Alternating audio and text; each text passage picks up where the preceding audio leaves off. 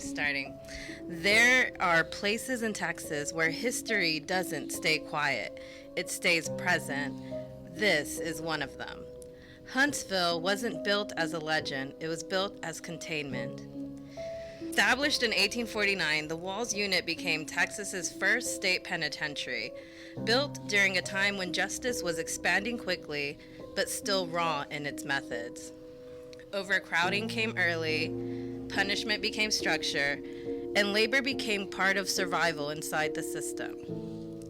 Inmates worked under armed watch during the day and returned at night to narrow iron cells stacked in repeating rows of brick and steel.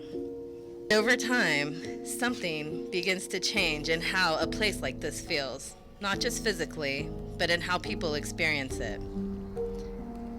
There's another layer to Huntsville history that rarely appears in official summaries, but remains part of its deep record.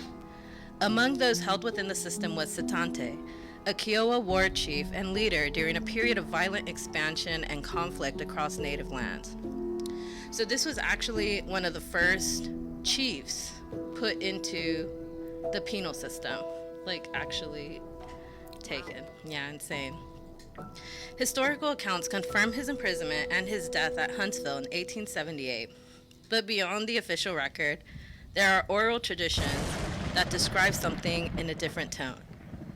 Some say his final days carried a kind of stillness, not fear but refusal, a resistance that did not end with confinement, and in versions passed down outside written archives, there is a final moment that becomes symbolic rather than documented.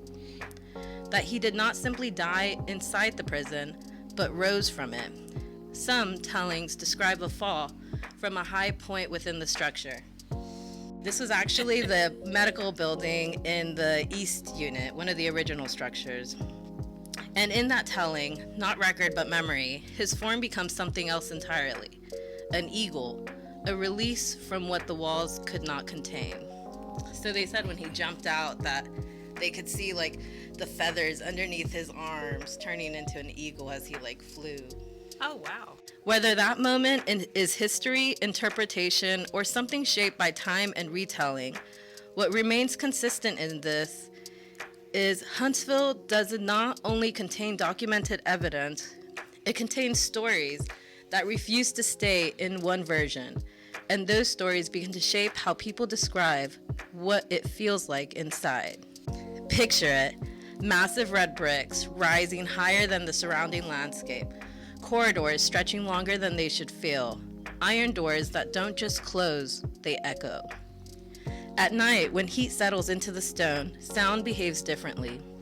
Footsteps don't disappear, they repeat. The silence doesn't feel empty, it feels occupied. Guards across generations describe the same shift in perception, that eventually you stop feeling like you're inside a building and start feeling like you're being observed by it. And then come the accounts. Footsteps in cleared corridors, doors moving after being locked at night, voices echoing from the empty cell blocks. Not loud, not aggressive, just close enough to interrupt. A guard reported hearing pacing directly behind him, matching every step until the corridor ended and nothing was there. A maintenance worker said a cell door slowly shut, not slammed, just closed. Like something inside finally let go. And across multiple accounts, there is something else that repeats. Temperature drops that feel structured, not random, like crossing an invisible threshold in the air. Then there are other moments inside sealed cells. Chain sounds moving across concrete when no one is assigned to the wing.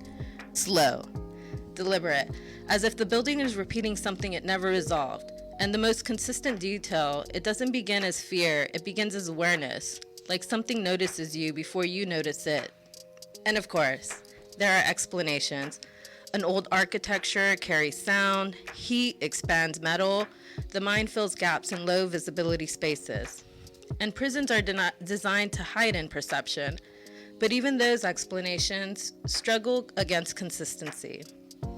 Different people, different years, Same accounts, same places, same moments of silence that don't feel silent at all.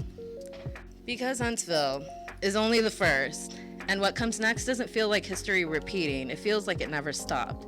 And some places don't return to silence. Not completely. Okay.